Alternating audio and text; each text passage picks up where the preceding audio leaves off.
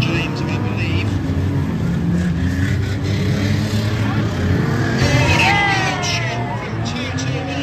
James Licorice. 51 true excellence, complete and it goes number 9 of Jordan.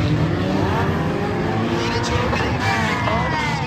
Jason gets smashed by Josh Coach in 625.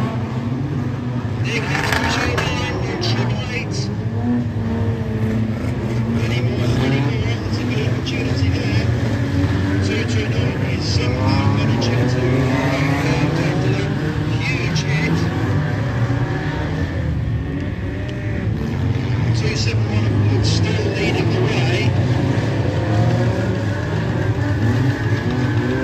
328 still circulating in one of the and Hilmer has been involved in 228. Absolute close down on the 229 is managing to get going again. That Mark 3 is absolutely ruined. Laps this time then for 328, who was our race leader. 328 of Ben Nichols. Orange driver. Race and McLaren trail tonight. John Jordan is still working on turn 4, as is 229 as he's